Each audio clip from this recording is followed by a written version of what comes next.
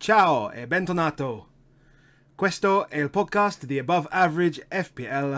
Mi chiamo CY e il mio amico Baker FPL 343. Come stai stasera, amico? Ciao. Yeah, exactly, mate. Let's try that again. I just wanted to see your face more than anything.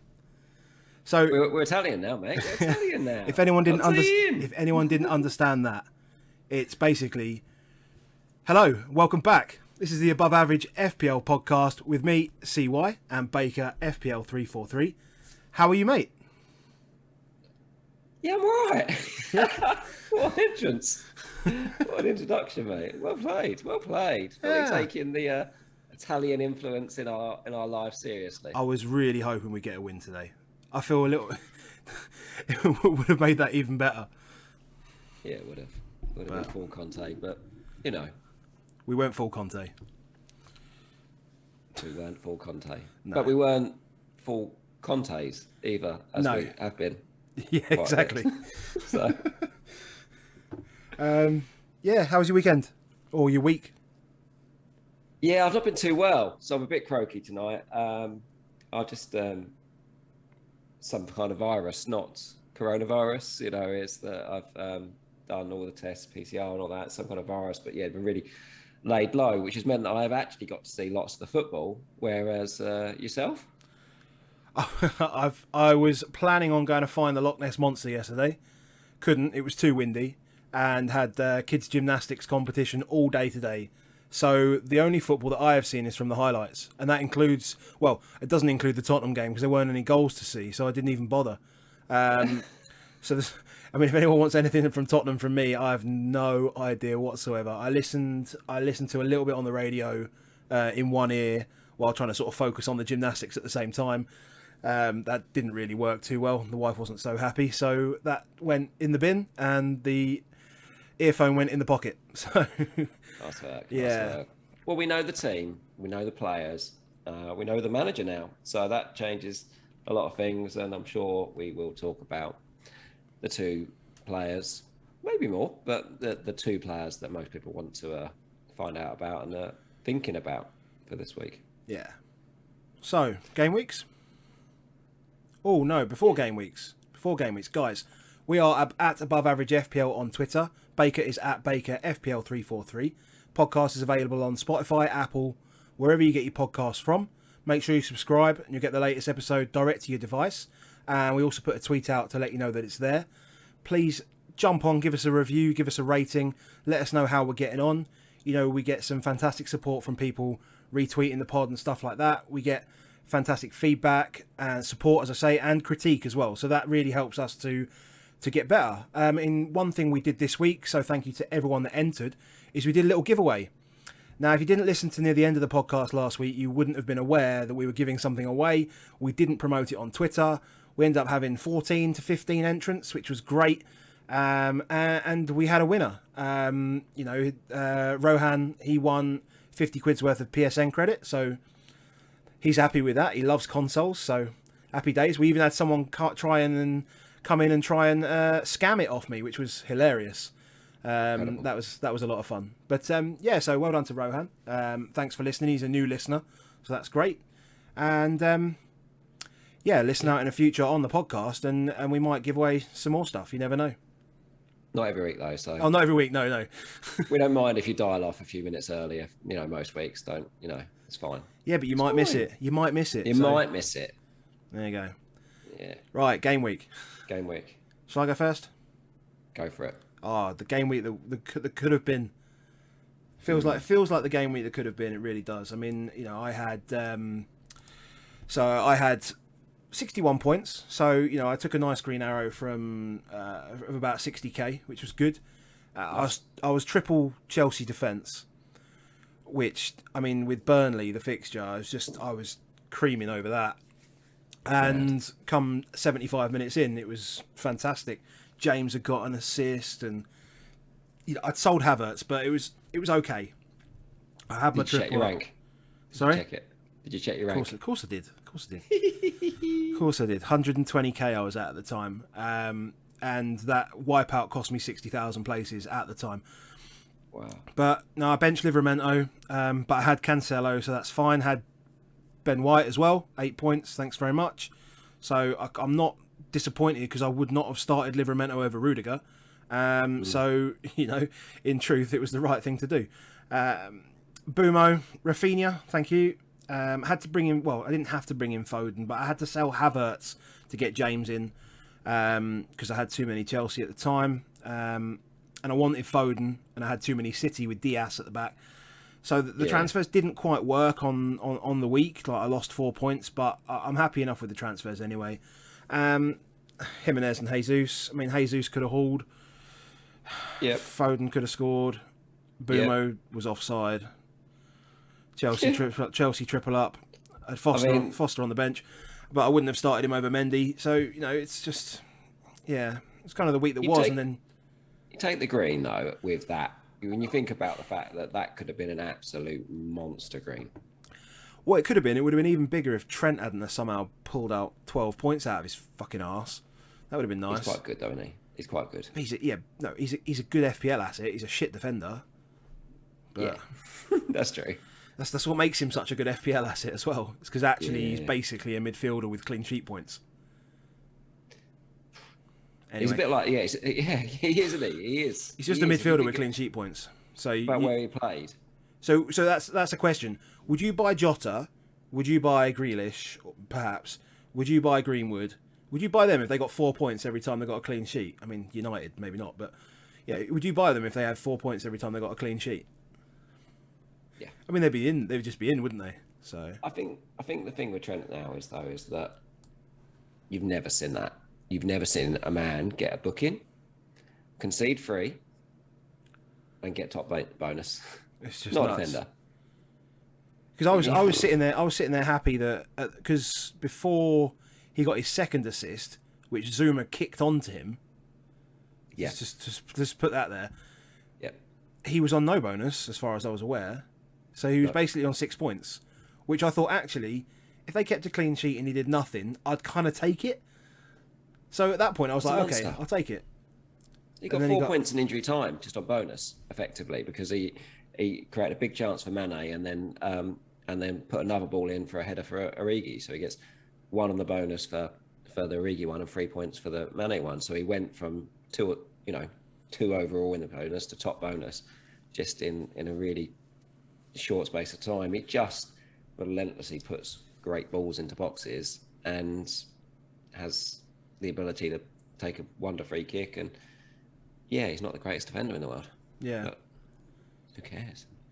Yeah. So yeah, you do your game week, and I tell you what I'm going to do for the guys on YouTube is I'm going to fix all the text below because it's all wrong. So you do that, and I'll fix that. I'll turn my mic off for just a minute. No probs. Well, I had a good game week. I ended up with 73 points, which takes me back inside the top 10k. So I dropped out last week and now back at 7.5k. So very much happy with that to go into the break with. All the points at the back is Cancelo, Trent, James. That at the moment they're just ridiculous. 33 points between those, and then you add in Ramsdale 7 points, and then as P for the third week running, auto subs out for Livramento for the third week running. So 3 weeks in a row I've got 9 points, 6 points, 6 points. Those ones ridiculous. So yeah, Aspi seems like a really bad transfer for me in game week 8, but technically has returned every game week out of the 4 that I've had him. It's frustrating for me anyway. So ridiculous. And even that, I had obviously Foster on the bench with 11 points. I had Norman third on the bench with 9 points. So left 23 points on the bench. So I think I bench boost for about 8 points last season. So I look at those ones and think, wow, should have just done it. But very happy. And I kind of wanted to get there because I feel like my team does need a little bit of surgery, and I'm very reticent to take hits. The sort of Salah captaincy thing of every week knowing it's going to happen makes it feel like hits to me aren't the optimal way to work. But I feel like there's only so long you can drag your heels for. If you know that Aspie's not going to get in, and we'll talk about Chelsea and how good James was, you look at it and just think, why would they play him? And the only time I can see him playing him is the games when they're less likely to keep playing cheap. And you're like, don't want him as much anyway then. So Aspie's got to go. The forward line at the moment, Tony, Vardy, Antonio, is a problem. And we're all in that problem. I was going to say it's not just your forward line; it is forward lines.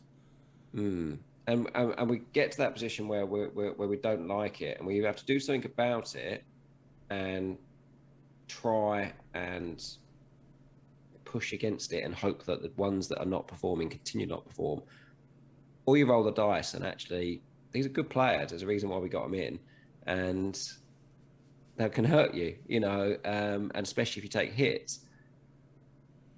Those players then score and you've hitting them out, then it's dangerous. But I guess the question is if you were on wildcard now and you could have free forwards, and even would you have free forwards, what would you do right now?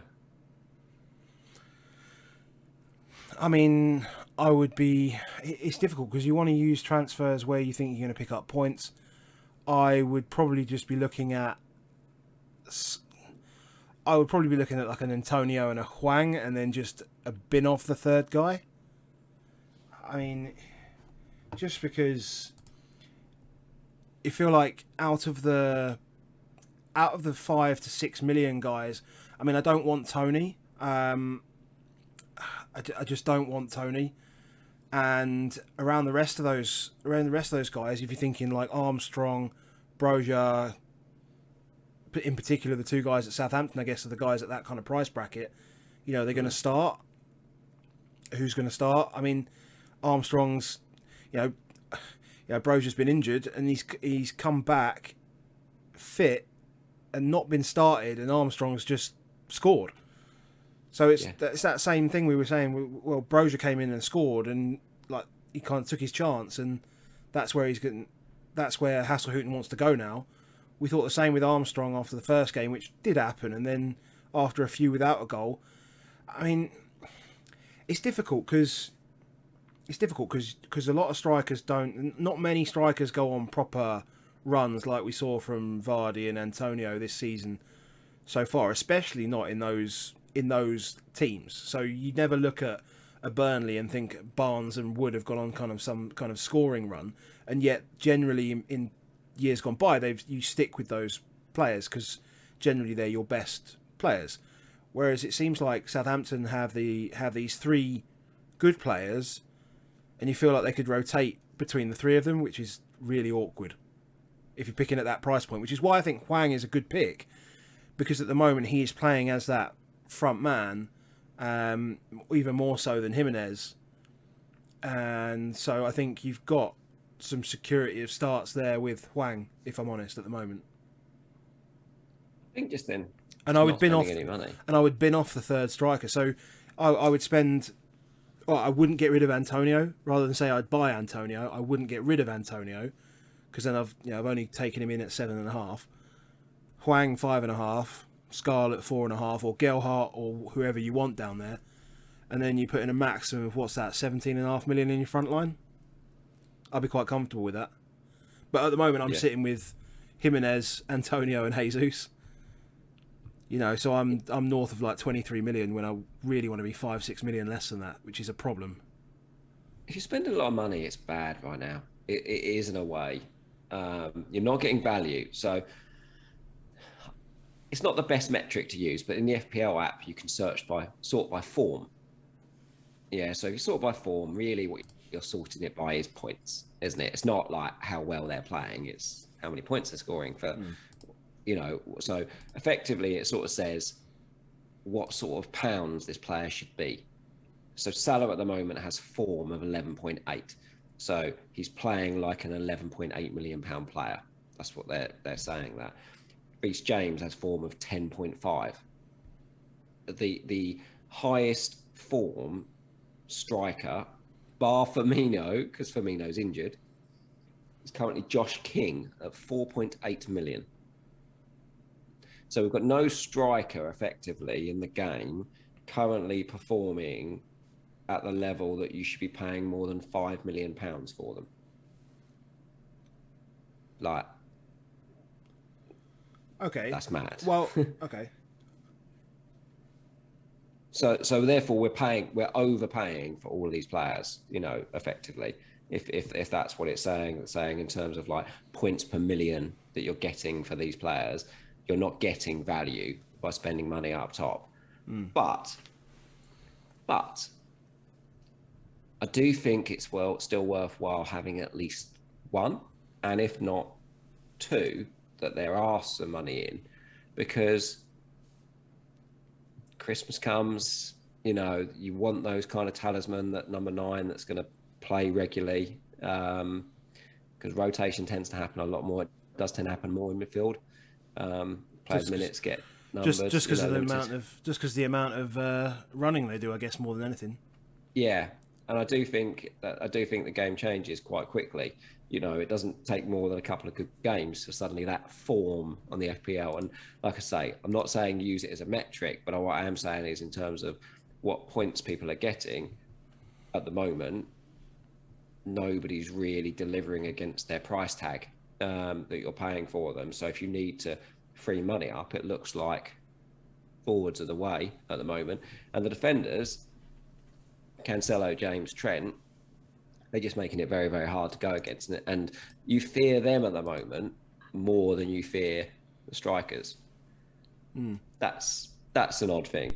But you just hope someone's going to put their hand up. You look at it and you think Ronaldo, you look at Wilson, those type of players, Jimenez.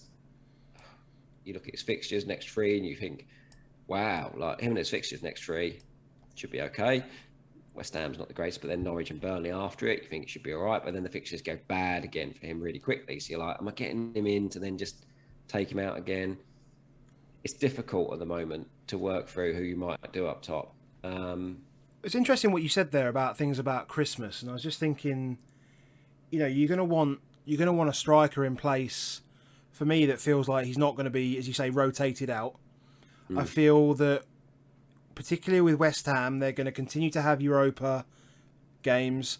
Then they've got the Carabao Cup game, and it's the middle of winter. Not saying that Antonio's going to get rotated, but injury-wise, he feels like a risk with the number of games he's going to be asked to play. I was then thinking about someone like Callum Wilson, because I think obviously Newcastle less games, he's going to be the mainstay. Problem is, they've got, during that period from 16 to 22, they've got Leicester, Liverpool, City, United, Everton. So it feels like a somewhere you can't really go. Makes Burnley feel a little bit interesting, if I'm honest. Also makes Palace look quite interesting, actually, as well. But some of those teams, they've got lots of players. Like, so Palace, they're going to have. Well, Palace, yes, but yeah, I'm going back to my guy. He's in my mind. Burnley, Who? Chris Wood. Chris Wood. I mean, 7 million. Yeah, but 7 million. I mean, who's he going to be rotated with?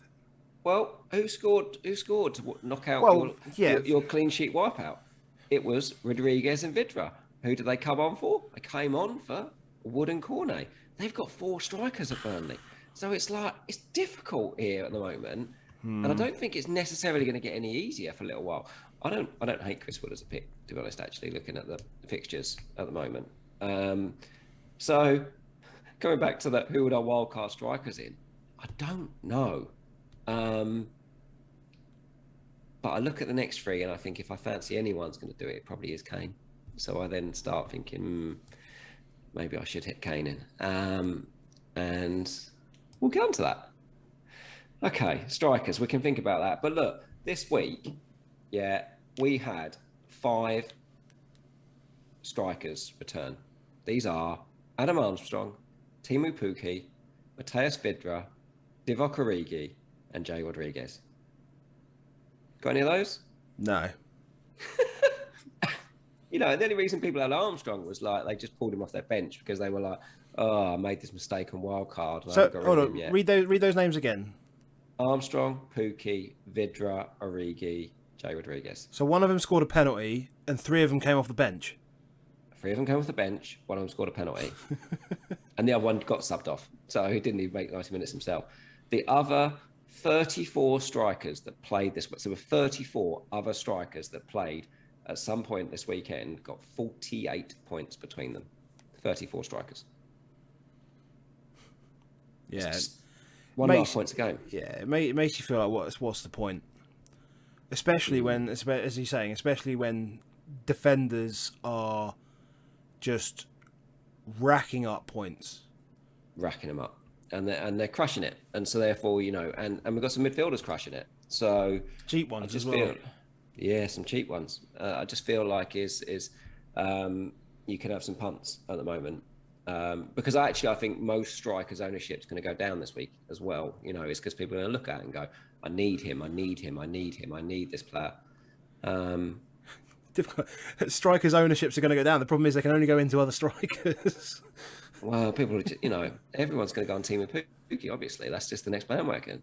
Jay Rodriguez, Vidra. God, where do you go? That's the problem, isn't it? New manager bounce with Norwich or something? Is that supposed to be a thing? And what a weekend! What a week for managerial changes as well. Mad one is, right? Antonio is the highest striker transferred in this game week on Sunday night. He's just blanked and blanked again. And he's had 50,000 people put him in because they're just like, just go to Antonio. Just leave it there. Just leave it there because the fixtures get good again. Like his next 2 games are away to Wolves, away to City. And people are going to Antonio at 8.2 million. 8.2 million. That's a lot of money. That's a lot of money. But they're like, oh, well, West Ham are good. And they are good. But it's going to Antonio at the moment. It's seven goals without an involvement. And his form, if you want to put it like that, is not fantastic. No. He hasn't been the same guy since like game week 4. He's returned, once or twice? Since game week 4? This could be an opportunity. This could be an opportunity. And that's, it's you've got to make decisions on what the gambles are you take. Let's talk about some games, shall we? Yes, mate. Let's do that. I watched a load of football this weekend, so let's. And my voice is a bit croaky, so we'll do well between us. Southampton, Villa, and Dean Smith's lost his job. I don't know if you saw that today. I did see that today. That came through midway, just before my daughter did her floor routine. Good timing. I really liked Dean Smith last season. We talked a lot for the OGs of this pod last season would have heard that I was very fanboying of Dean Smith and the Watkins and Grealish partnership and even the defence and Emmy. And I felt they worked really well as a team. I always used to think of them like as a weird like NFL team in the fact that they almost had like some kind of special teams, that it was get the ball to Grealish, get it down, get the free kick, and then you can start like from a standing position. So you're never really caught off guard, and therefore you're never really under pressure because you've always got that out and you can do it again. And even when they defended, it was like a one-on-one matchup, that it was like, Cash, you're going to beat the left winger, and Target, you're going to beat the right winger, and Konza and Mings, you're going to just take on the central strikers. And it just feels like that was quite fragile, that it required everyone on it, and if you weren't on it, you could get done over. And there's just times they seem to come out of the blocks every time like they're just not on it. They got a bit better second half, but just not on it. Whereas Southampton, I thought, were good. I think Shea Adams is right back on it for them as a good player up top for him. And I think that, although Brozier did pretty well in the time that he came in, I feel that Adams is the main man for them. Albeit, I think they'll switch around a lot. But I thought all of the back line, Walker-Peters is doing. I mean, both of him and Livramento, the height up the pitch that these guys are playing, considering they're playing as a 4 as well. They're not playing as a 5 or a 3 at the back. They're playing as a 4. Yep. So I think it was about half an hour or 40 minutes into that first half, I messaged you. It was like, Christ, Walker Peters' heat map. It's basically like 90% of his touches were taken in the final third.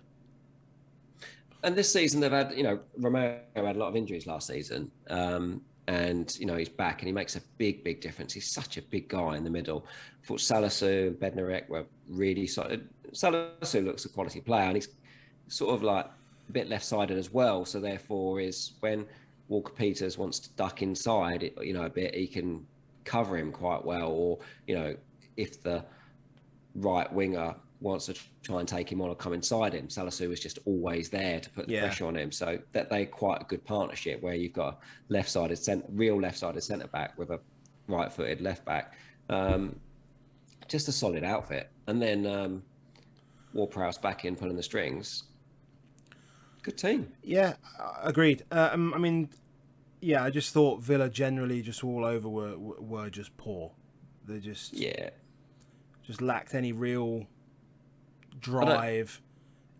It was. I mean, they could.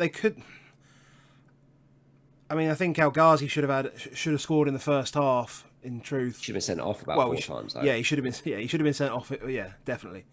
But they were unlucky not to score maybe once in the first half. But apart from that, I think when I was listening to Dean Smith, he thought that Villa were a lot better in the second half. They were better, but they're done. And the point is, from our perspective and FPL perspective, is there's now, no one. they're done. There's no one there. Not many people have got any of them. If you have, you kind of just want to wait and see. I'm not sure I would rush them out if I had got them, but I just don't think many people have got them. So therefore, you just got to see what happens. Hopefully, a new manager comes in and we get something from a Watkins or an Ings, because again, that's a forward. If one of those forwards works well, they're good forwards. They're good assets for us. So I'd like to see that again. But for now, see you later. They're not going to be a priority for a while.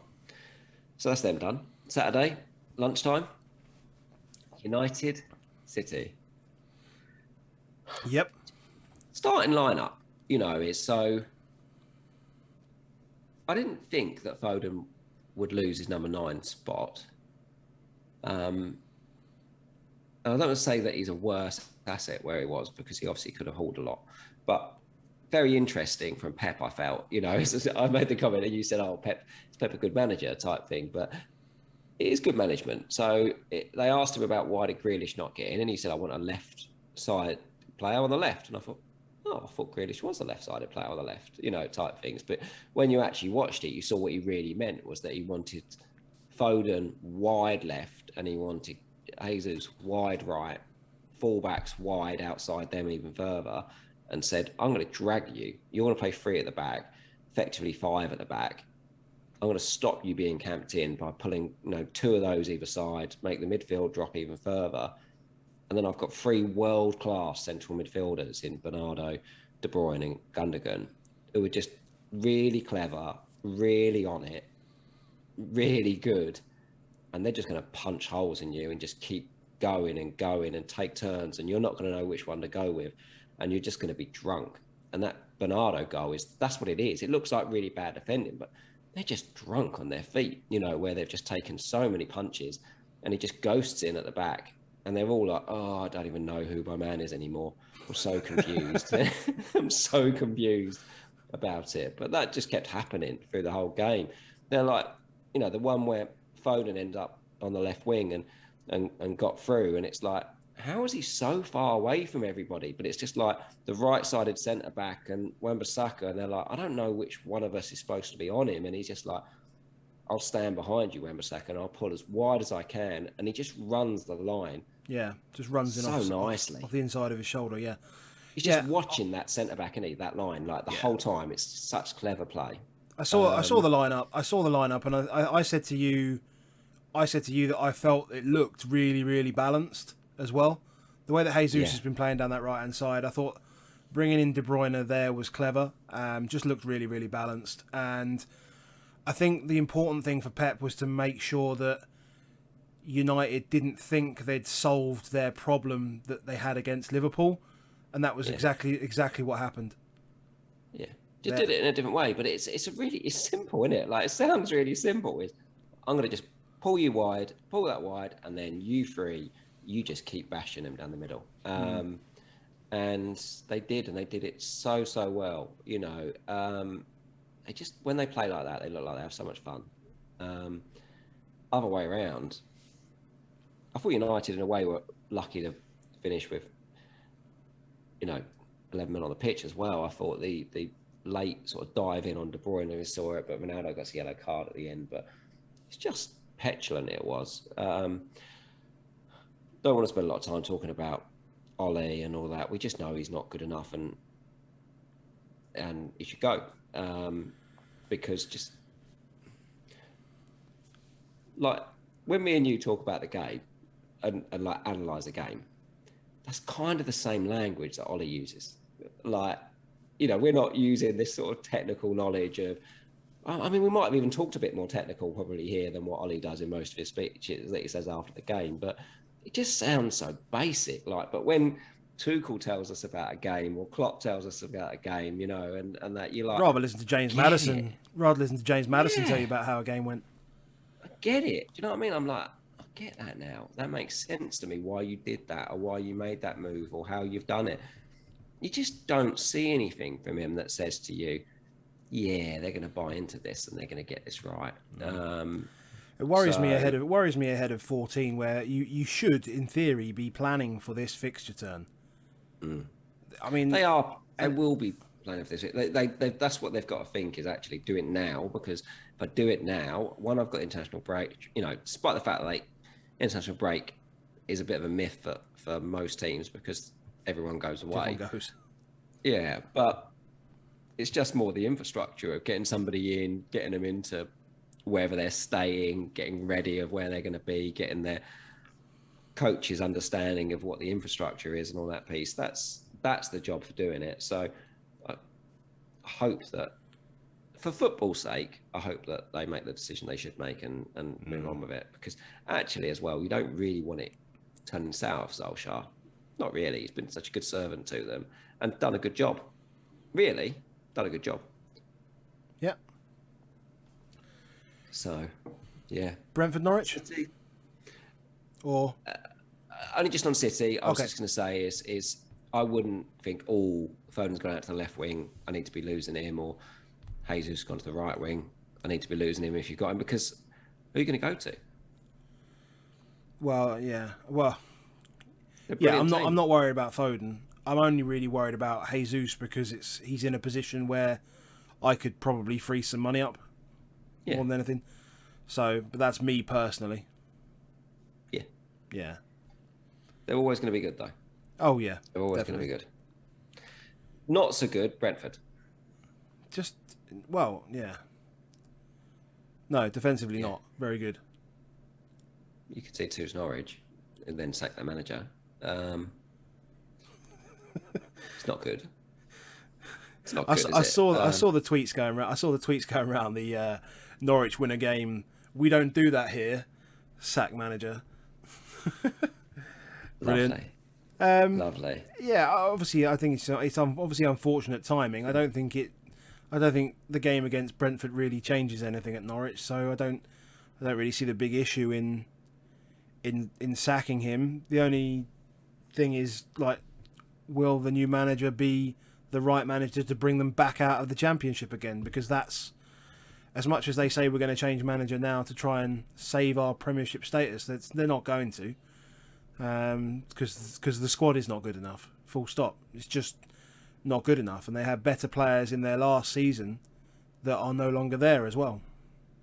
Yeah, I do think that there might be something around sort of protecting assets and looking to use the younger people to try and make some money, and that. So I don't exactly know what the deal is with Cantwell and why we don't see him at all, or is nowhere near the teams. But the likes of Josh Sargent's a young lad, Adam Eder, who's a young striker there. Billy Gilmore's not played. I know he's not theirs, but there must be something that says he has to play a certain number of games or something like that. Angus Gunn is a younger keeper and all those type of players. I do wonder, because they've almost as a club been quite happy to say that we're in this to make some money, really. We're in this to come up, make some money. If we go down, we want to get a good place to go back up again. I do wonder how system might change. And I don't think Timu Pukki comes out of the team, but I still think Pukki's good value, actually, as a player. And if they hadn't changed manager, then I probably might have considered him a little bit. But the fact that a changed manager, normally that would sort of manager bounce, you'd say, yeah, I'm going to go with it. But I do wonder, because he's quite limited as a team. Like, he doesn't hold the ball up, does he? So if you're a team that's under pressure, kind of almost want players that are going to stay up there. Like, so Adam Ida's a bit more of a physical presence on their bench. And I do wonder and think, oh, maybe they use Pukki maybe off the bench a bit more or something like that. Pure speculation this is here from me, but it's like when we're trying to work out who you might go to, I'll be very interested to see what happens to him. If he gets a strike partner, I think he becomes a better asset. And therefore, Pukki actually at like 6 million or less, 5.9, I think he is at the moment, then I think that's quite a good deal. It's just how many goals are they going to score? Just not enough. They won't score. They won't score enough goals. They're not very good. Yeah. Still, I mean, as you said, the type of player that Pukki is, you know, he runs a lot of channels. I don't think that style changes, even having a proper strike partner alongside him. I don't know how he sets up for Finland, actually. What do you do if you've got... So I think if you've got Tony, I think you hold on Tony at the moment. I think so. I mean, as you said, I don't want him personally, but as you say, there's not much in that bracket. Their fixtures are still good, and he's not very much money, in truth. What do you do with Bumo when you see Gallagher and Smith Rowe banging in the points every week? What do you do if... So we'll ask that question twice. What do you do if you've doubled up on Tony and Bumo? I think if you've doubled up, I think I would diversify, and I think I would come off Bumo. The fact that he went out to wing back as well during that second half, they took Rico Henry off, who actually scored and played well. I don't know if that was injury related or not, but he went off in 69 minutes, which I thought was odd. So I'm assuming it was a knock of some kind. But he sort of went right wing back, although he didn't really stay there. He just pissed off up front because they were losing. But I don't think I'd want to play both. I think I'd just end up benching one a lot of the time, and then that'd get annoyed for me. So I think I'd probably move Bumo to a Gallagher or a Smith Rowe. Definitely. Yeah. Okay. So Brentford. Yeah, I mean, it does look like it's bad, that keeper change.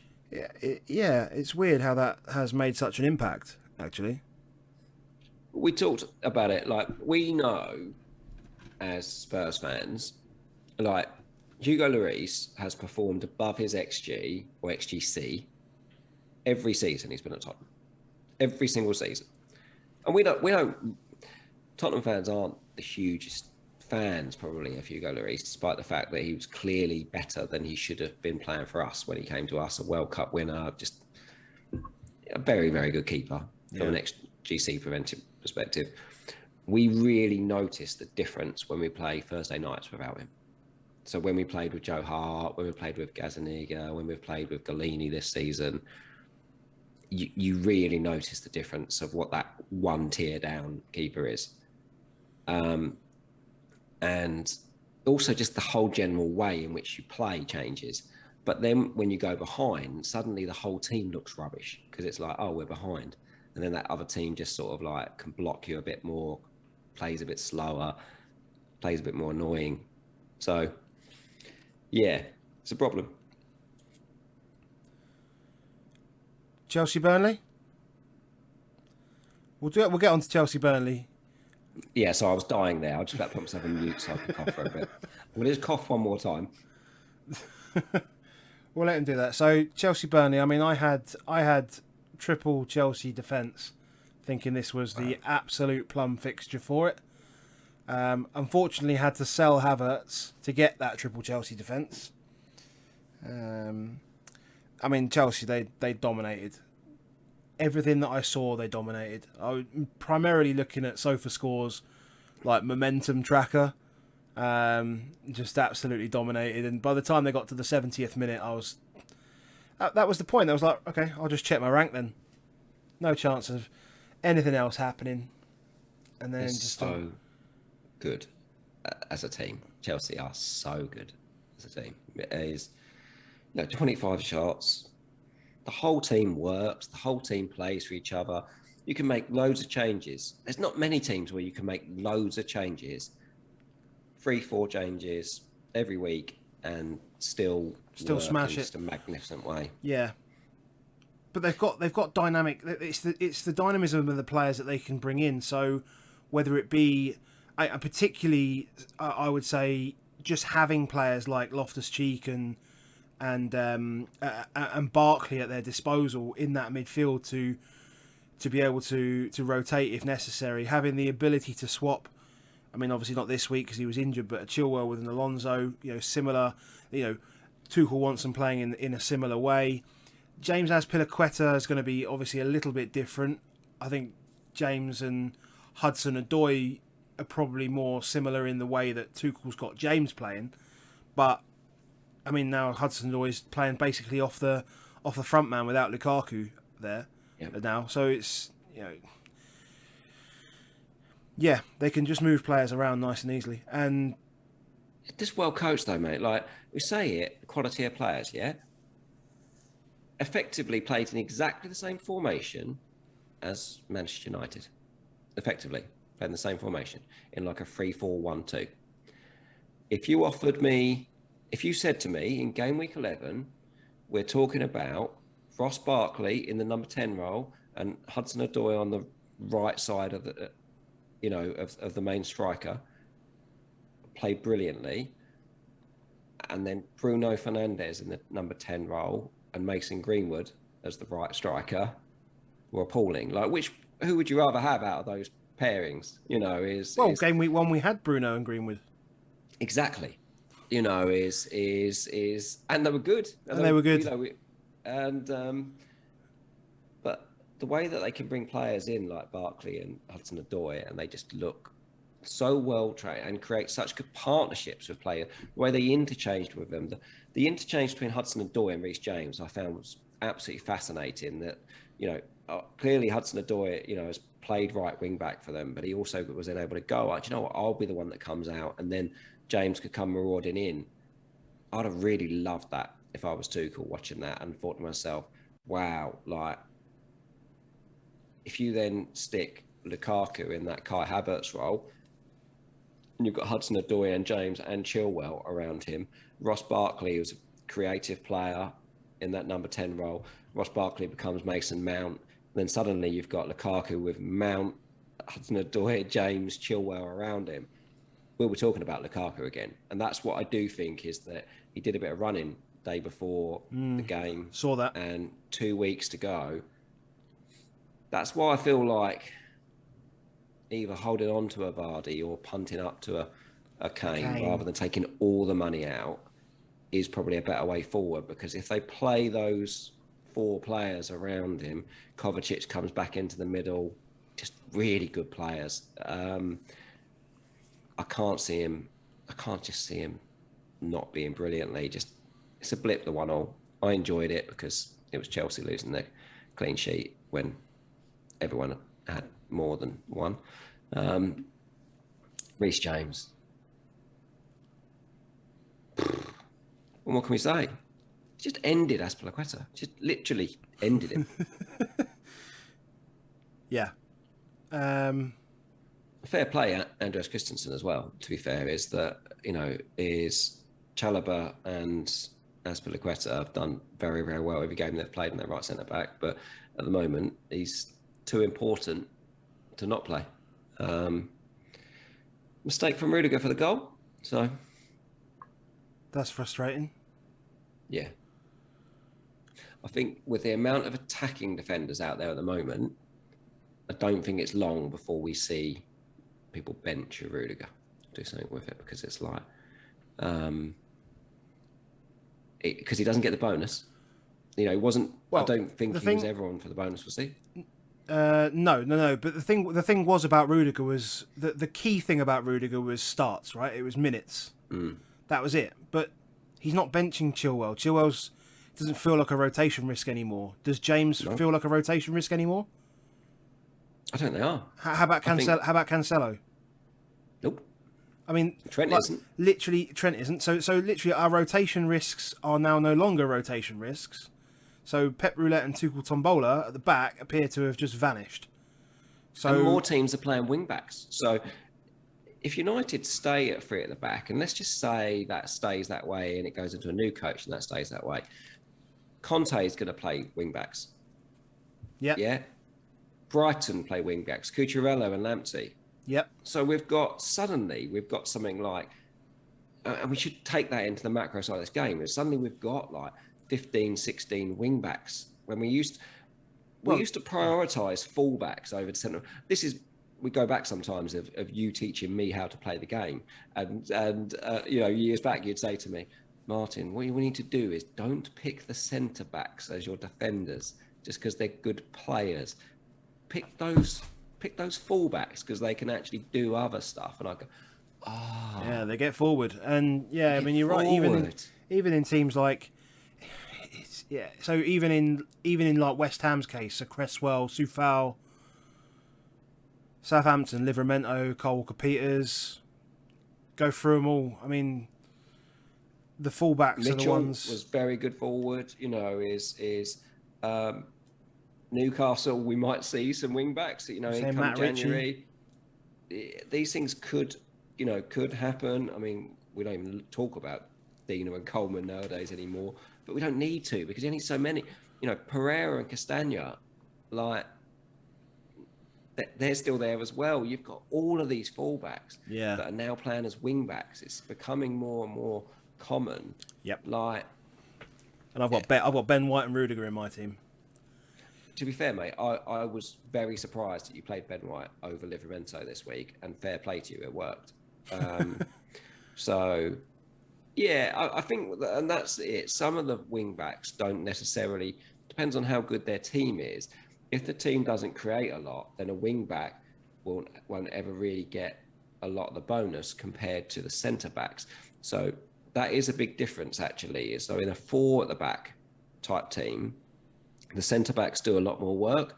So therefore, quite often the centre backs would dominate the bonus. So White, for example, dominated the bonus because the fullbacks don't do a lot for Arsenal. Yeah. Actually, Bednarek and Salisu would have been above any of the defenders for bonus, but got a late booking right in the last minute. But Salisu and Bednarek did dominate the bonus over Livramento. I do think that does provide potential limitations to Livramento going forward. So I'm going to say that 4.5 million. Who cares? It's hardly a limitation. Yeah. We're diverse, but good conversation about different players and stuff and what you might do with it. It's what Chelsea do to you. They're good. Yeah. Is there anything to take from Burnley then, really, or do we just say this week they played a better team? And I know you've mentioned already, obviously, that Vidra and Rodriguez came in for the 2 boys up top. Obviously, Vidra scored from Rodriguez's assist, so they linked up pretty well. But outside of that, they were completely battered by a very good Chelsea team, and I think we probably just leave it at that for now. I feel quite good about Burnley, though. Like, I don't look at Burnley and feel like I should be targeting them as much as I felt like a few weeks ago we were all thinking about targeting Burnley. I think Charlie Taylor had a brilliant game, trying to cope with both Hudson-Odoi and Reece James. He was so, like, genuinely 5 interceptions, 3 block shots. You know, he was just doing anything he could possibly do to try and stop the onslaught there.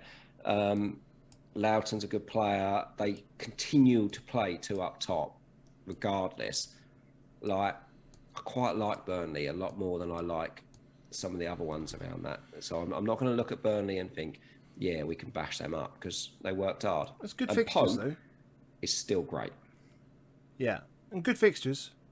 Yeah, Really good that's what I'm fixtures coming saying. up. Like, I think people look at some of the lower teams.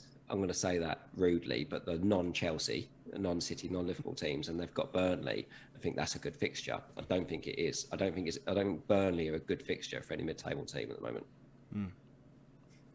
Not one to target. No, Um, we're a bit slow tonight, mate. I think we need to ramp it up a little bit. we'll crack up on, shall we? Well, we've talked. Who are we on next? So we got Palace, Wolves, and we got Brighton, Newcastle from Saturday. I feel we can do these ones quite quickly. Wolves. Look, Palace are a good team. I was still disappointed though. I expected more from a team that had won 4 out of their last 5 games. But yeah, Palace have been playing some good football. So I expected the game to be quite tight, and I think in reality the result, the goals themselves, I think show that actually the game was quite tight. Yeah. They both were quite late in the game. I think Zaha scored about 70th minute, and then Gallagher not long after, like 5-10 minutes after max. So it was a short lapse. Evenly matched teams, haven't they? They're evenly matched teams, and that could go either way.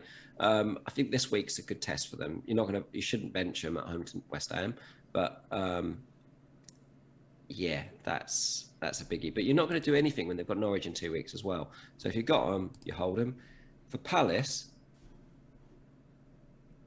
Gallagher's a very good player. My only concern for Gallagher is that Eze played 90 minutes for the under-23s last week. I feel so he was playing the number 10 role. They've got 4 wide men in Zaha, Ayew, Elise. You've even got Schlapp. I'm missing one as well. Who am I missing? Edouard, who was very good. I don't really think of him as a wide man, but he virtually is playing quite wide, unless they don't play Benteke, and then he then plays that extra man up. So I feel like there is some sort of evolution of where they're going to play there, but you can't blame people for going with Gallagher because actually his all-round displays mean that he does well on the baseline anyway. The only thing that hurts him occasionally is that he does like a booking. He has got 3 bookings.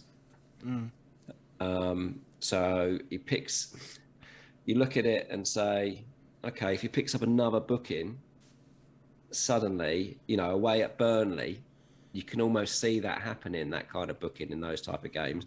And then suddenly you've got to play a game away from a ban, and then you're like, but you can't blame people for going there, definitely. Good player. Yep. Brighton, Newcastle, was hoping for something from Wilson that might make me interested in a striker. Saw nothing that made me interested in the striker. As a team, Eddie Howe's coming in, so I don't think I want to rush there on any of those, but you kind of hope there's some kind of feel-good factor that'll make it better. Just so disappointing that they go down to 10 men, they get a free kick 30 yards out. You're 30 yards out, Lewis Dunk's gone in goal. What would you do? You're John Joe Selvey. You can hit a ball. Shoot. You shoot. You at least put it like a cross, like that's going to go in. You put it in that corridor of uncertainty. Exactly. Something. What does he do? He whacks it out to the right-hand wing to then try and get a header back across into the game to create a scramble. Just put it on the keeper. Yeah, just put it on the keeper. Make him do something. Make the defenders work for him. Just make somebody do something. Yeah. There's a lot of work that needs to be done there. And I'm not sure Eddie Howe is the person that's going to make that happen immediately, because I don't know. Yeah. I don't know. He did play decent football with Bournemouth. Decent football takes time. Yeah, that's true. Yeah, he's a nice guy. I don't know that it does have the immediate impact for it. I think the feel-good factor is the only thing that works for them, that they might pick up at home. But we'll see it. We'll see that Brentford game next week of a team that isn't working particularly well, and Brentford, which was working well and has fallen off. That's a big game for both teams.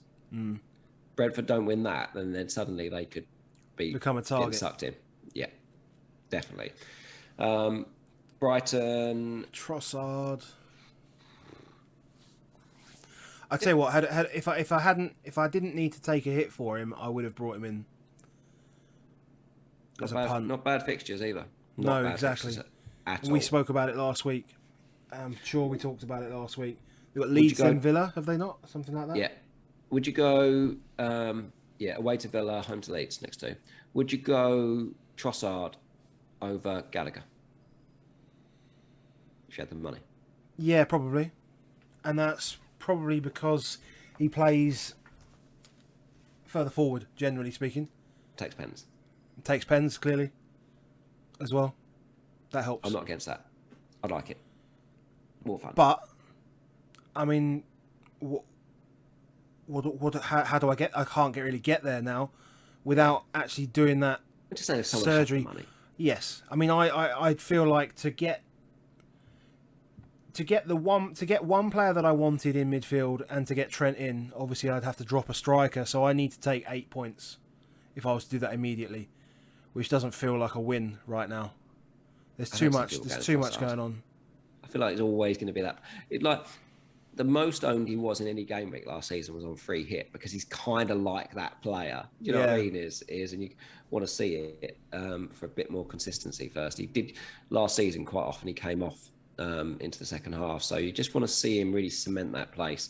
But seeing good things, one to monitor. Definitely. Fair enough. So that's them done.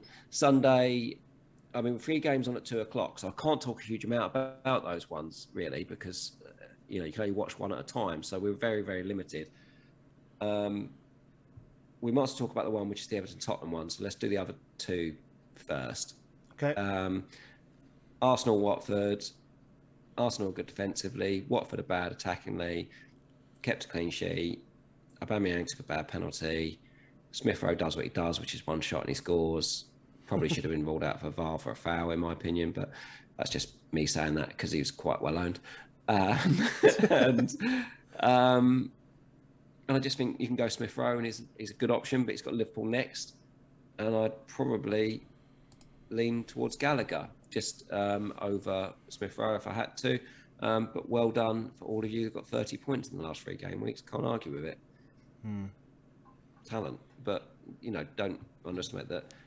He really has, lucked in a bit, but he's a very good player and he's very young. He gets himself into the right positions. You can't argue with that. And it does only have to be once a game, really, doesn't it? Only has to be once a game. It's composed from the edge of the box, so if he picks up the ball in that area often, chances are he's going to make the keeper do some work. Well, I mean, the last 2 weeks he's tried to make the keeper do some work, and the keeper hasn't got there. So, yeah, I mean, it's one of those at that price point where you can just buy it, and to be honest, it's place whatever expectation you want on it. I think I said it last week. I said that would be quite good for 11 and 13, and then if you were quite happy benching him in 12 and 14. Was I right with that? Yeah, Liverpool and United away, Newcastle home in 13. Yeah, so that opinion doesn't change on Smith Rowe. If Foster doesn't save a penalty, then Ramsdale gets 2 bonus for 1 save. He got 1 bonus as it was for 1 save, but the only reason is the top bonus got taken out because Foster saves a penalty. So to get effectively the second highest position in a 1-0 win when you only made 1 save, just tells you he's doing a lot distribution-wise in the completion he's doing, and that is making a big difference. He's claiming and crosses, how he's working. Yeah, he's a good asset. Looks like the one now at 4.5 after Sanchez gets himself sent off, and Raya is injured. So yeah, glad I've got Mendy. Leeds, Leicester, Rafinha. I think a lot of people took Rafinha out, and I think a lot of people looked at Rafinha out for this week as maybe the cash cow. But fact is he's a very, very good player. He is, and there's a couple of people that made the move. Notably, I spoke to FPL Sonaldo. He was umming and ahhing about it on Friday afternoon. We were talking in spaces and we were DMing about it. and he'd already made the move before I said to him I thought it might just be a week too early given the fixture. Yeah. You know, and you know, I don't want to be smug and say I've been proven right in that respect and to use hindsight for that decision, but it did just feel, it felt a week early on it.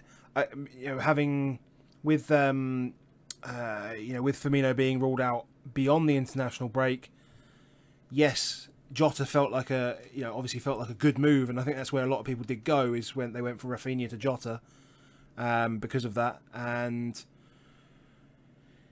yeah, It's just too important to them. That's the yeah, thing, is Leeds will score, but just look at their lineup at the moment. Like Daniel James and Adam Forshaw and Jack Harrison are your sort of like attacking options, along with Rodrigo, who's a workhorse. Like they're just so reliant on him, and none of those guys are going to get the bonus. So even with a bookie and he takes top bonus today, like he's just a very, very good player, and I don't think he's going to explode at the moment because Leeds aren't you know, really firing. But you know, I don't see Leeds scoring 3-4 goals in a game at the moment. I say that they've got Tottenham next, so we'll see how that works out. But I just feel like he's too good a player for us to be mucking around with at the moment. yeah. Just, He's just on need to three. respect him. He's on 3 yellows himself, which is a bit Yeah, frustrating. another yellow, and I feel like hello, we might be seeing that. I do think it'll cause Reguilon a fair amount of problems in 2 weeks' time. Especially if he plays most, he's going to play most of the game in front of Reguilon anyway. Yeah, but they will have Ben Davies at cover, but you just feel like there's a penalty or something. That's gonna even happen worse. there. Yeah, well, I don't know, but I feel like he could exploit. If there's an area that he could exploit next week, it's them. And Skip, as we're going to be on Tottenham, is suspended. Picked up his fifth yellow, so suspended. So there is a few issues probably that would be in that defensive area, because Skip plays the left side of the sort of defensive midfielders.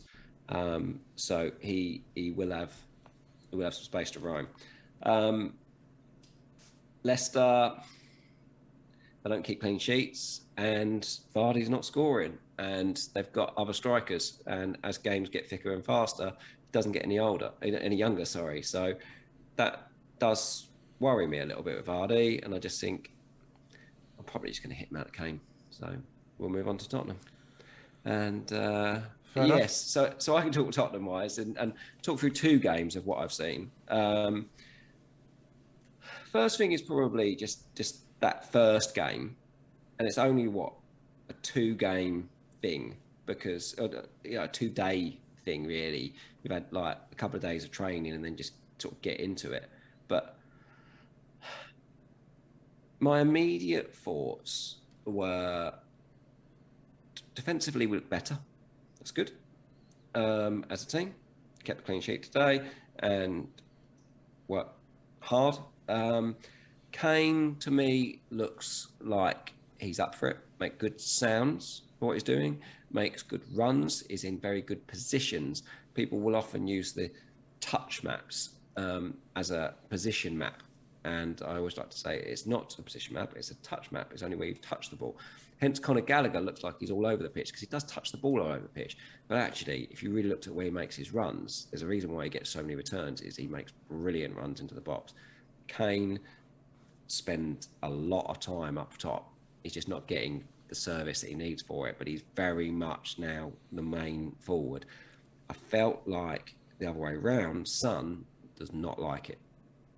I don't think he likes it. I felt like in the first game that Kane and Lucas pressed really well, and I felt like Son did not press at all. And I don't think Conte will like that. And what I would say, though, is I don't think Kane's in a particularly good place. You know, he just sort of stretches to get there. Doesn't quite look like he's just sharp enough to get the chance to get there, but he's not far away, I don't think. And I just feel like if he had a good international break here, he could come back firing. And I don't think he needs to be with Conte for the next 2 weeks as much as the other players do. It's the people. He just needs the service. Because basically what Conte just saying is just be the number 9, and he's like, I don't need that drilled. I can just walk into the team tomorrow and do that. But I think everyone else needs a bit of working out, what do I do with these ones? Some worries me a little bit more in that it just didn't feel like he paid attention. And then he came off. Just before he came off, he got sent to right wing back. This on the Thursday night game. And I thought to myself, oh, that's interesting that he's left Lucas and Kane doing the press and pushed him out to right wing back because we were down to 10 men. It was like almost like you're more expendable than Lucas, whereas most people would have thought Lucas would go because he's a right winger by trade, is that he would go to right wing back. And I thought, that's interesting that he came off. And then he came off again today. And I looked at the Inter last season and Lautaro Martinez and Lukaku. So out of 38 games in Serie A, so Lautaro Martinez played all 38 games in Serie A last season. He only made 90 minutes 8 times as the foil to the main striker.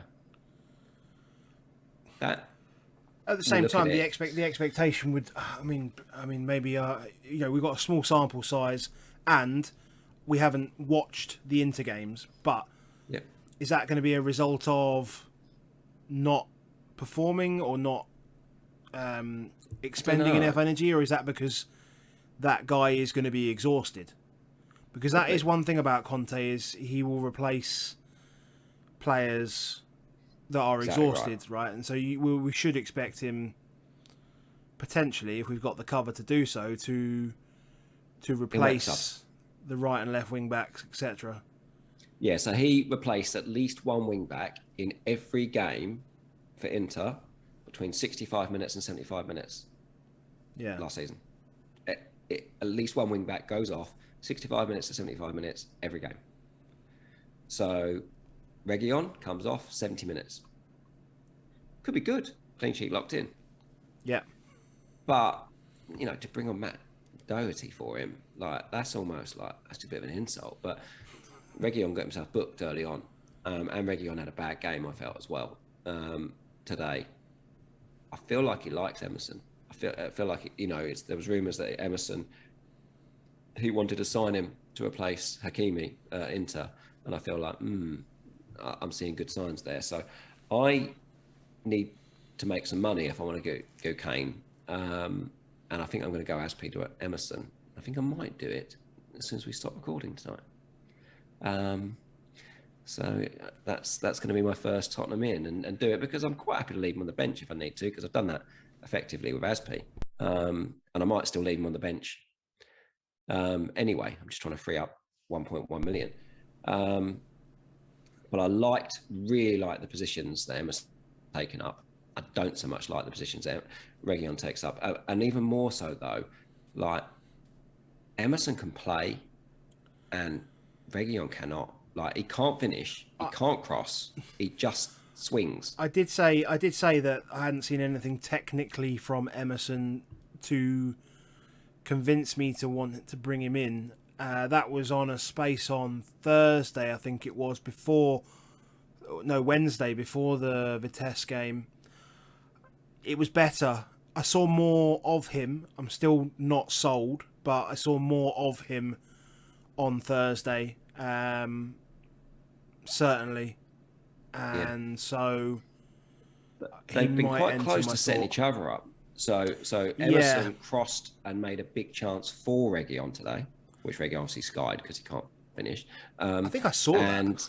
And then Reguilón crossed one to Emerson to head at the back post, which he also didn't do very well. Like, I don't think they're great attacking assets, but I feel like there's a bit more composure in Emerson than there is Reguilón. I know there's more composure in it. I just don't ever trust Reguilón to finish when he gets the chance or do the good ball.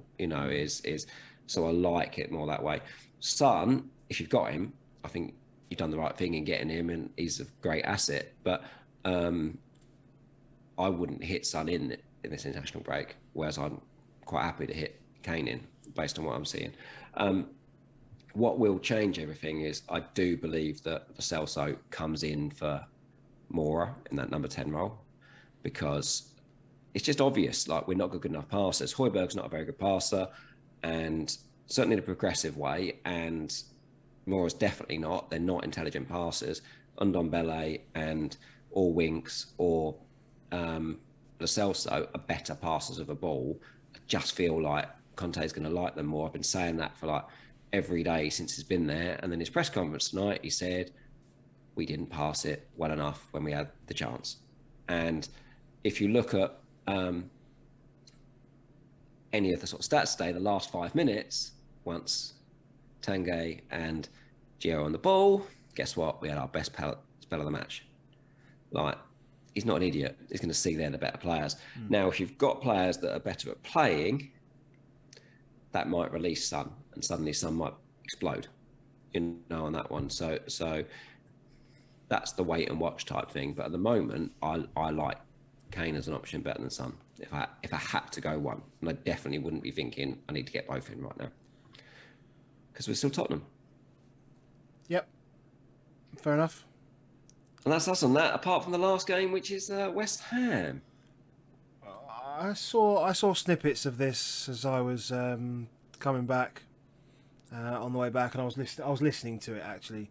I should say I was listening to the game, and just a good team, aren't they? West Ham, they're a good team.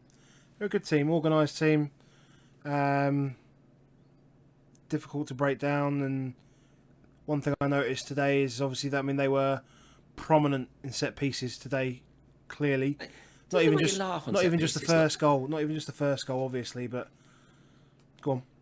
It just looks like they practice them.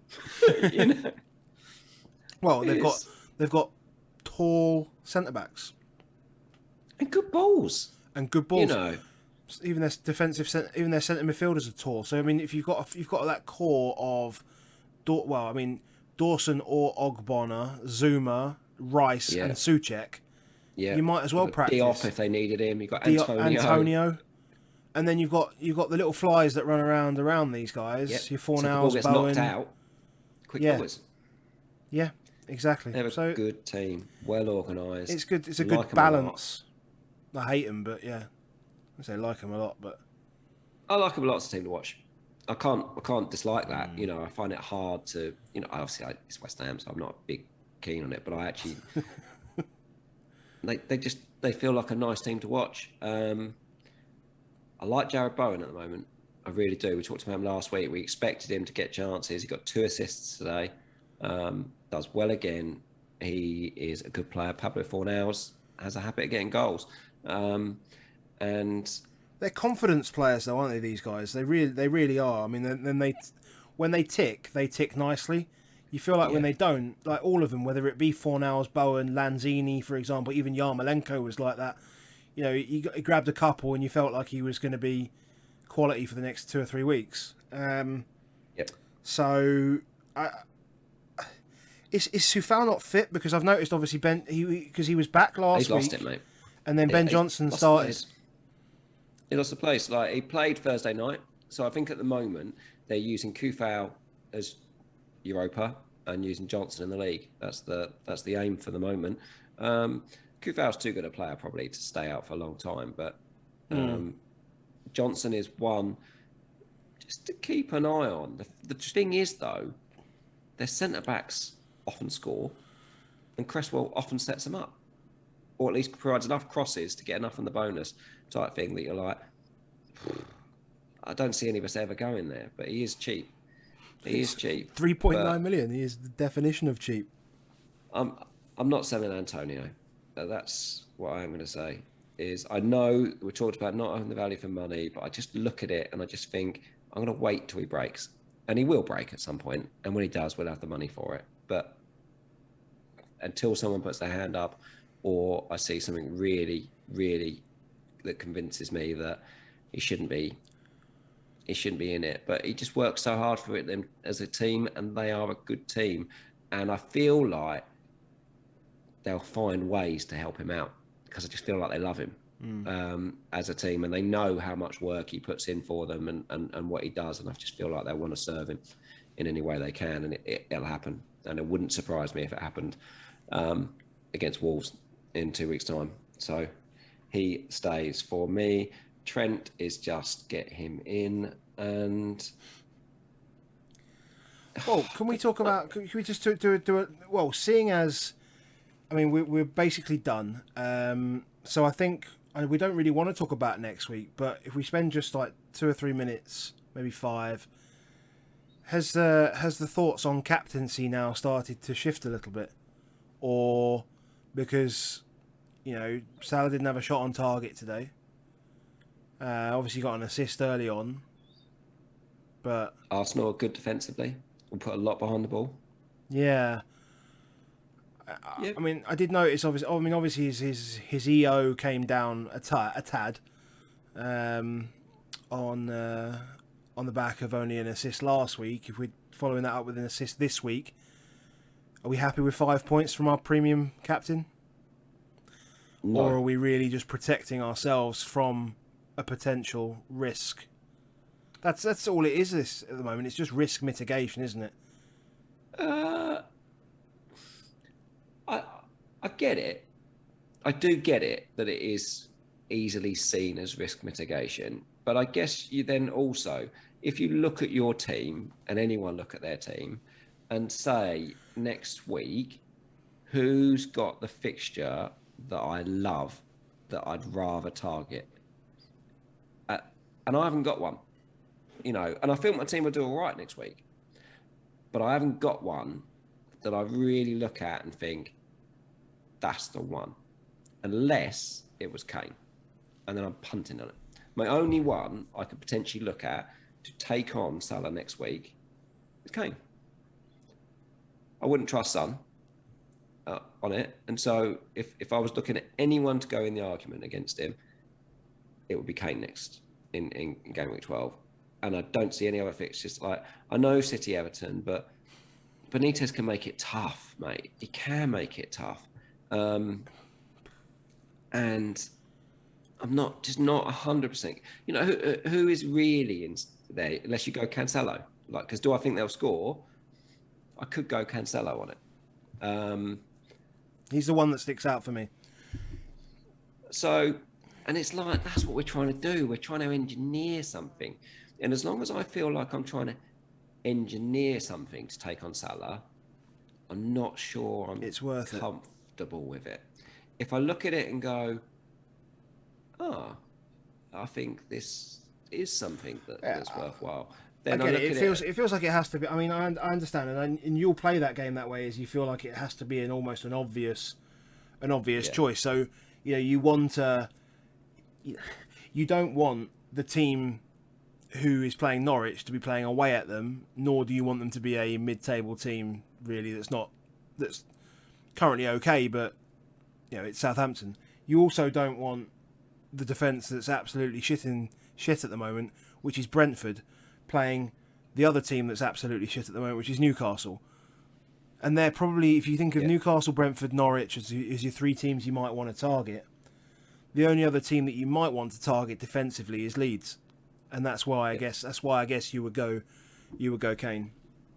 Yeah. And I do look at Kane and think, in 12, I could go there. In 14, when Liverpool are away to Everton and Tottenham are home to Brentford, if these keep leaking goals, Brentford, under this new keeper, and they do start getting a bit sucked in, I could see myself that's the 2nd of December, game week 14. It's nearly a month away, really.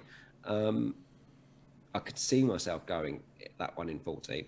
And then you go into game week 15, which is home to Norwich, when they're away at Wolves, Liverpool. And I think I could go Kane 14, I could go Kane 15. Yeah.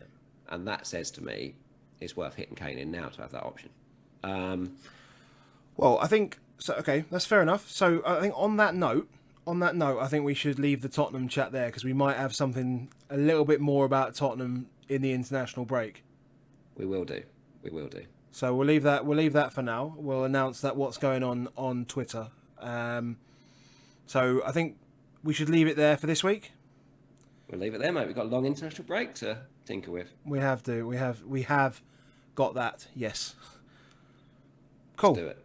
So make transfers now. Get all your hits done. no, I'm not doing yourself that. over the next 10 days. No transfers early this time around. No need. Needed to do it last week because of the prices, but not this week. Not this week. So, guys, make sure you follow us both on Twitter. Follow the podcast. It's at Above Average FPL. Follow Baker. He is at Baker FPL343. No doubt at some point in the next 2 weeks he will smash out some unbelievable thread on something. Make sure you catch us on. We'll do another podcast at some point next week. We may actually record it ahead of time and just release it on Sunday evening. Depends on how our sort of timing schedule works. But obviously we don't have to worry about any games, so they don't have really anything to cover. So we could record it tomorrow, for example, and well, never know. And yeah, enjoy the international break. Hope you had a green arrow this week, and I think that's it. We'll speak to you soon. Another one in the bank. Another one in the bank, mate. I'll see you later. Cheers, mate. Ciao. Ciao. You did well there. The old ciao. Or the old... how long does it take you to learn?